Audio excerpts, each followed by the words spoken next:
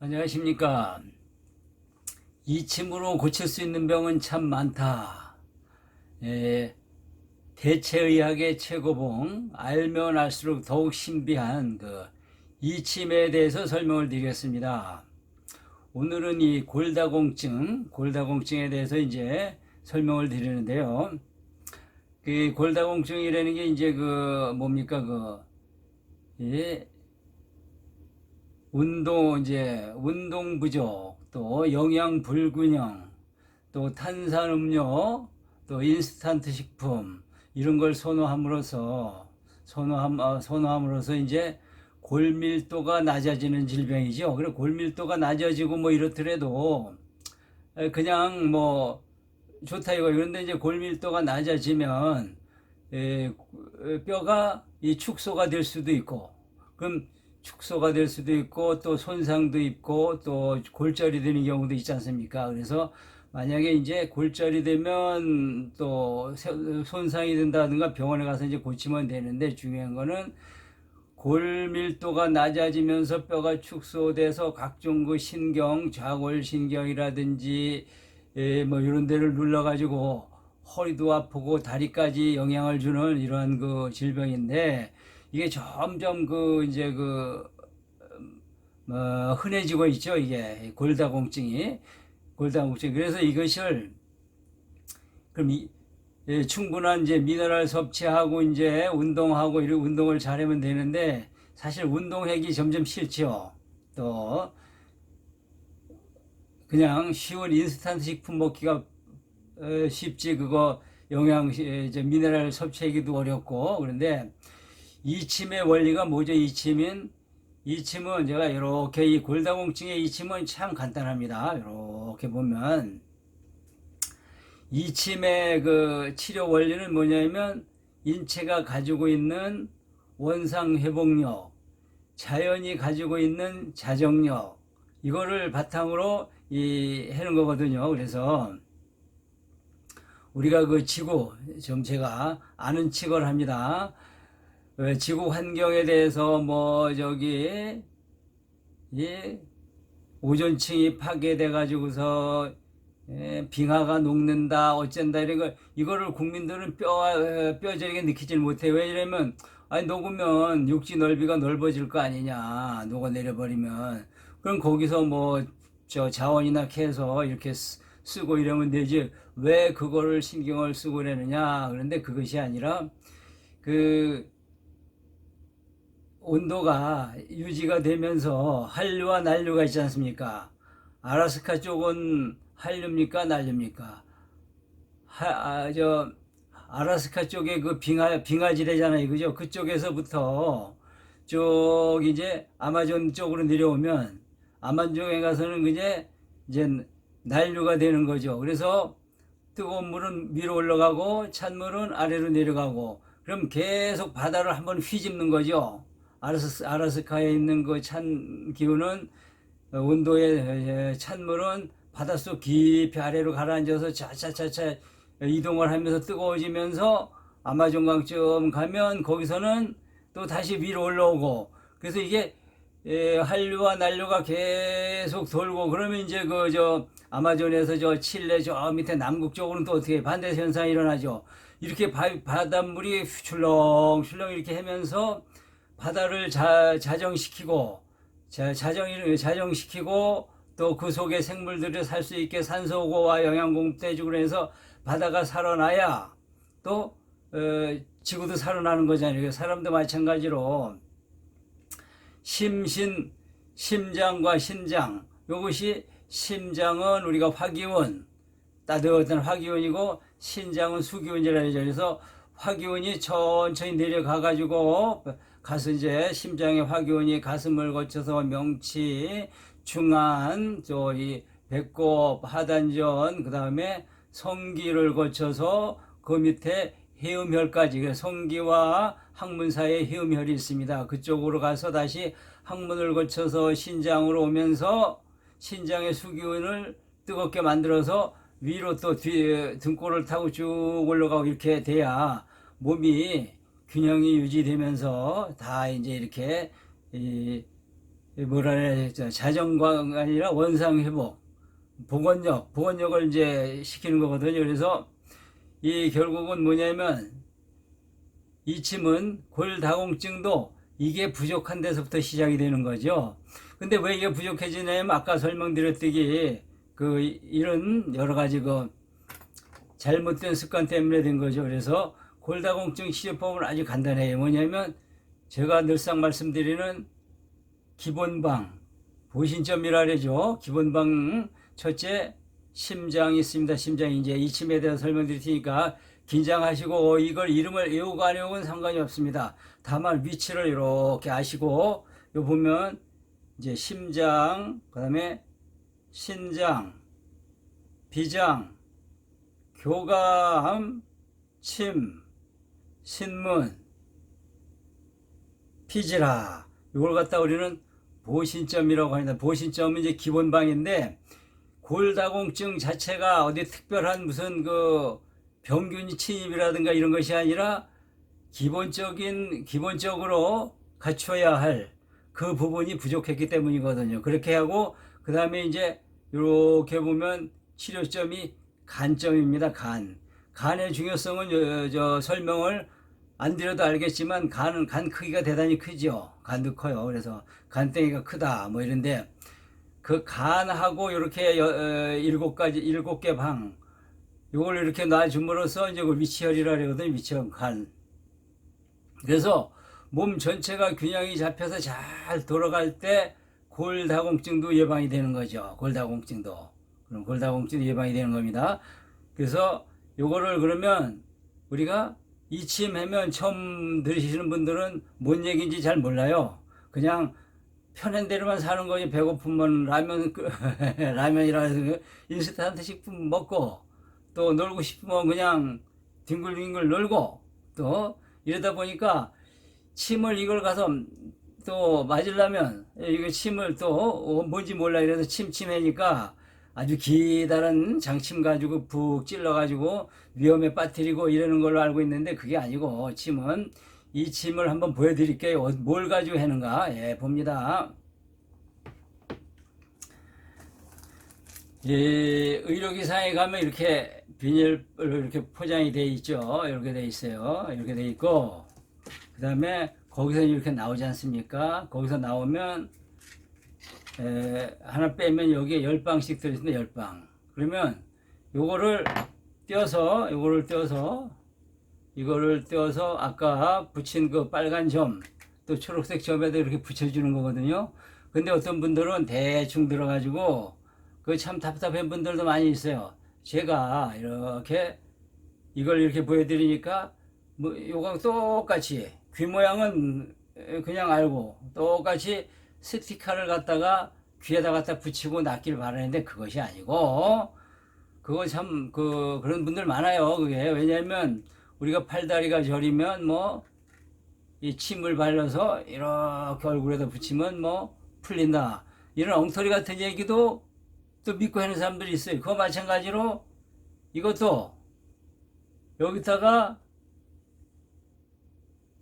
요걸 갖다 이렇게 여기다 귀에다 이렇게 붙여야 되는데 보셨죠? 그렇게 이 침은 그렇게 붙이는 겁니다. 그리고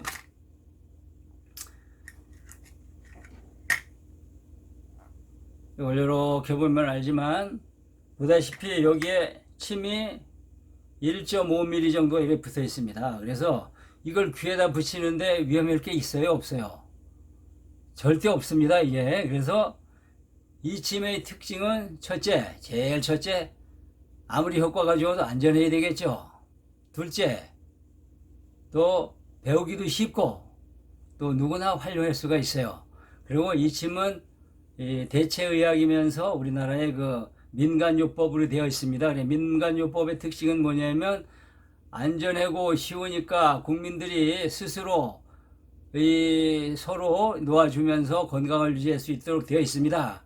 그렇기 때문에 제가 이렇게 강의도 하고 그러는 거예요. 만약에 이게 민간요법으로 되어 있지 않고 약사법이나 의료법에 따라서 일정한 자격을 가진 분이 해야 된다라고 보면 제가 강요할 수가 없죠. 일단 일정한 자격이라는 게 우리나라는 침구사 자격증도 없고 없습니다. 다만 한의사 자격증과 양의사 전문의 자격증이 있을 뿐이거든요. 그래서 한의사 자격증을 가지고 있는 분들이 통틀어서 이 침을 하는데 제가 생각하기에는 감히 잘못된 거라고 봐요. 왜냐하면 침도 연구할 게 무궁무진한데 한의사라는 그 하나 가지고 통틀어서 침도 넣고 뜸도 뜨고 모든 걸 다 수박 겉핥기식으로 넘어가면 그게 되냐 이 말이죠. 그럼 양의 그 일반 현대의 같은 경우는 왜 이비인후과도 있고 또 신경외과도 있고 일반외과도 있고 내과도 있고 왜 신경외과도 다 있냐 이 말이죠. 한의도 마찬가지 중에 특히 침구과는 따로 분리를 돼야 되고 일종의 바깥에는 자격증 시험이라는 게 있지 않습니까? 기능사, 기사, 기사도 아무런 학력 조건 없이 시험에 도전해서 실력만 인정받으면 되지 않습니까? 그런데 이 침이야말로 이거는 안전하고 아무런 위험성도 없고 배우기 쉽고 효과는 굉장히 탁월합니다. 한번 이게 한의사가 아니고 이걸 떠나서 본인들이 이걸 한번 믿고 이걸 이 침대로 요대로 계속 한번 붙여보세요. 붙이는 거는 결국은 치료를 위해서 난 골다공증이다 라고 판명이 났거든. 치료를 위해서 나중에 이걸 골다공증 판명 나거든. 이거를 계속해서 한 2달 정도 이렇게 침을 붙여보시고 골밀도를 측정을 해보세요. 현격한 차이가 납니다. 이게 현격한 차이가. 그래서 이거는 할 수가 있는 일이거든요. 누구나. 그래서 이거는 보통 내가 치료를 해야 되겠다면 이틀이나 매일 2-3시간씩 3시간이나 4시간 또는 이렇게 자, 다시 한번 설명드릴게요. 여기 보면 이 침점을 8개를 가지고 이제 설명을 드리면 8개. 그러면 원래 보신점, 심장, 신장, 비장, 교감, 침, 신문, 피지라 7개에다가 간점. 요거를 계속해서 이렇게 놓게 되면 이틀에 한 번 또는 하루에 한 번씩 4시간, 3-4시간 이렇게 붙였다 떼어주고 이렇게 하면 골밀도가 한 2달 정도 지나면 측정을 한번 데이터로 한번 인정을 받아보세요. 골밀도가 높아지는 거를 볼 수가 있습니다. 예. 그래서 요걸 놓고 그러면 우리가 이거는 이제 배워서 상대가 있어야 되죠. 상대를 놔주고 나도 상대한테서로부터 이렇게 혜택을 받아야 되는데 그렇지가 않고 또 그렇게 여의치가 않은 경우가 상당히 많습니다. 왜냐하면 저는 이 침을 이렇게 남의 귀를 만져서 이 침을 이렇게 놓고 얘기하고 강의하는 걸 자신 있게 하지만 많은 분들은 신임도 안 가고 남의 귀를 만지는 것 자체 또 이걸 놓으면서 내가 이게 잘못 놓으면 어떨까 또 인정받고 싶은 인정의 욕구 이런 거가 있어가지고 접근하기가 어려운 경우가 있어요. 그러면 어떻게 하면 되냐면 제가 여기서 다시 한번 설명드릴게요. 이 위치를 아주 정확하게 놓으려고 이래서 침 하나 놓는데 막 1분씩 걸리고 이것이 아니라 요 지역이다라고 이제 이렇게 설명을 드리죠. 신문점 같은 경우는 이렇게 호수가 이렇게 이제 있는데 가생에서 딱 들어가서 물이 찰랑말랑한 그 부분 교감점은 이렇게 이게 있는데 이거를 너무 심각하게 따질 필요가 없어요. 정확하게 찔러서 100%라면 조금 흐트러 찍으면 95%또 90% 80% 지금 70%면은 C학점이잖아요. 명문대에 가가지고는 C학점 맞는 것도 대단해요. 요즘 거의 A학점, B학점 나온 데는 명문대 아닌 데서 그냥 막 주지요. 근데 그렇다고 그런데 C학점만 70점짜리만 돼도 되지 않습니까? 그리고 계속 하다 보면 나중에 90점도 100점도 되잖아요. 그래서 그렇게 일단 알고 의료기사에서 사서 붙이는 게 중요하죠. 붙이는 게. 그래서 빨리빨리 건강을 회복해서 이 침은 무공의 침법이지 않습니까? 이렇게 해서 건강하게 사시는 게 굉장히 중요하다. 이렇게 보면서 그러면 이거를 내려놓고 침점을 잘 기억을 하시고 요런 뭐 꼭 이게 아니라도 돼요. 이게 아니라도 이렇게 이거 아니라도 되고 집에 혹시라도 뭐 볼펜 같은 게 있으면 예? 볼펜으로 해도 좋고 이렇게 또 볼펜이 없으면 또 이 무슨 저 빛 같은 것도 있 예, 빛 같은 것도 이제 빛 요런 거 요런 것도 끝으로 이렇게 차근차근 이렇게 찔러보는 거예요 본인이. 그러다가 아픈 데가 있으면 더 찔러요 아픈 데다. 그리고 한 가지 더 설명드리면 혹시라도 참 의문이 나면 저한테 댓글을 달아서 물으시면 되는데 묻지 않고 포기해버리는 경우가 상당히 많아요. 이 침을 이렇게 붙이다가 이제 한 3, 4시간 되면 내가 뛰든 누구 보고 뛰어다니든 뛰지 않습니까? 그럼 뛴 자리에 피가 촉 이렇게 나오는 경우가 있어요. 이거는 굉장히 중요한 겁니다. 왜냐면 그 이 침자리에 피가 모여있다는 건 그 부분, 거기 부분, 이 귀가 아니라 그 귀에 해당하는 부분 있지 않습니까? 이 간에서 나왔다면 간이 많은 상처를 받고 있고 어렵다는 얘기거든요. 그렇게 침이 나왔다면, 피가 나왔다면 굉장히 효과가 좋고 그 부분이 치료가 되는 건데 이거를 겁나서 피만 나면 큰일 났다고 병원에 쫓아가서 뭐, 예? 치료받으면서 얘기를 하는 거예요. 이 침 부전. 그러면, 의사님들 중에도 깨이고 많이 다방면을 공부를 하신 분들은 아 그러냐고 참 좋아요. 그 별거 아닙니다 하고 그냥 뭐 간단한 옥시풀이나 이거 칠해주고 이렇게 끝나는데 어떤 분들은 그 부분을 모르니까 그 뭐 모르면 할 수 없어요. 모르면 아유 큰일 납니다. 그 병균 침입해 그러면 그 큰일 나서 이게 귀를 뭐 오려낼 수도 있습니다. 이렇게 얘기를 해버리면 깜짝 놀라가지고 그 뒤엔 얘기도 안 하고 말도 안 붙이고 그걸로 저 무공해 치료법을 잃어버리는 경우가 간혹은 있어요. 그러니까 제가 분명히 말씀드리지만 이 침은 안전하고 쉽고 빠르고 효과는 탁월하다. 주의점이 있다면 피가 나면 더 좋은 것이고 또 아주 99.99999 100%는 아니지만 99.9999가 만 10개 정도 들어갈 거 정도 안전한데 혹시라도 안전하지 않다는 얘기는 뭐냐면 간혹 쇼크를 받아가지고 잠시 어지러울 수가 있어요. 어지러워. 그렇다고 그냥 내버려둬도 그게 풀리면서 뭐 좋아지는데 그렇다라고 그러면 그것도 쓰면 바로 괜찮아집니다. 이걸 놓고선 무슨 뭐 문제가 생길지는 전혀 없습니다. 제가 감히 말씀을 드립니다. 감히 놓고 그러면 귀를 이제 이렇게 잡아 늘려보세요. 귀를 이렇게. 자, 한번 상식적으로 이제는 많은 분들이 이걸 알았으면 좋겠습니다. 요 부분은 머리 부분입니다. 머리 부분. 그래서 이 부분을 내가 치매가 걸리기 싫다 또는 우리 아들 딸이 머리가 좋아서 공부도 잘하고 이랬으면 좋겠다 이런 분들은 요 부분 아래 부분입니다. 아래 부분 다시 한번 이왕 설명드리는 거 여기 요 부분입니다. 요 부분 요 부분 이렇게 귀를 잡아 늘리고 비틀고 꼭꼭 누르고 그리고 이 위에 여기는 손가락과 발가락 부분이죠. 이렇게 자 이렇게 비틀고 또 여기 몸통 부분 잡아 늘리고 그래서 귀를 잡아 늘리고 비틀고 이렇게 하는 거는 상당히 좋은 거예요. 집에서도 애들을 귀여우면 머리 툭 두드리지 말고 귀를 비틀어 주세요. 이렇게 그러면 아 귀는 원래 이렇게 애들 보내서 자기 귀를 가지고 놀게 만드세요. 그러면 애들이 점점 이렇게 귀 만지는 게 숙달이 돼가지고 이 귀는 남이 만져도 좋고 내가 만져도 좋고 이렇게 합니다. 그래서 초등학교나 이제 이렇게 가도 선생님들 아유 귀엽네요. 귀를 이렇게 잡고 다니면 기분 좋게 이제 끌려다니고 그러는데 안 건드린 거예요. 아무도 없고 그런데 집에서 안 건드리고 있었는데 학교 가니까 선생님이 귀를 잡다니까 기분 나쁘다 이거요. 그래서 부모님한테 와서 이르는 거예요.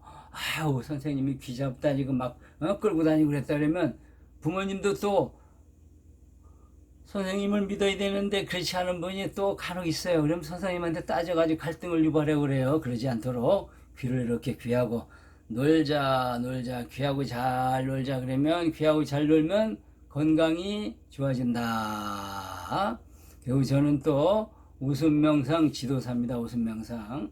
열심히 잘 웃으면 뭐가 된다고요? 면역력이 증가됩니다. 면역력. 아무리 의술이 좋고 뭐가 좋아도 내 자체의 면역력이 부족하면 참 고생합니다. 그래서 많이 웃으면 면역력이 좋아지죠. 웃는데도 원칙이 있습니다. 네 가지 원칙. 첫째, 크게 웃어라. 길게 웃어라. 온몸으로 방정맞게 웃어라. 이 네 가지 원칙을 지키면서 한번 웃어보도록 합니다. 자, 웃으려면 배꼽이, 예로부터 배꼽이 빠지는 경우도 있고, 또 턱이 빠지는 경우도 있으니까, 자, 배꼽 한번 잘 흔들어 주시고, 그 다음째, 턱 운동. 아, 오, 이, 에, 앙앙앙앙앙앙앙앙앙앙앙 톡톡 두드려 주시고, 예, 그리고 여기가 이제 관자놀이인데 이 부분을 다 건드리면 웃음 버튼입니다. 이걸 딱 건들고 한번 웃어보도록 합니다. 네 가지 원칙 기억하시고 오른손으로 딱 칩니다.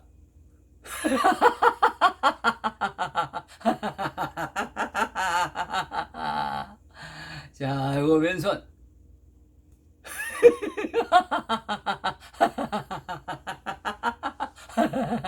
양손 하나 둘 셋.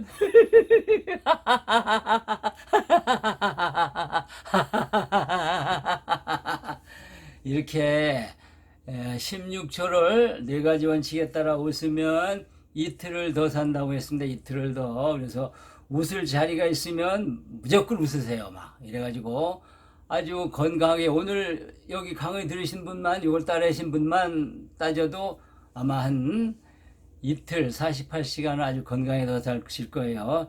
열심히 잘 웃으시고 건강하고 행복하게 여생을 사시길 바랍니다. 감사합니다. 감사합니다.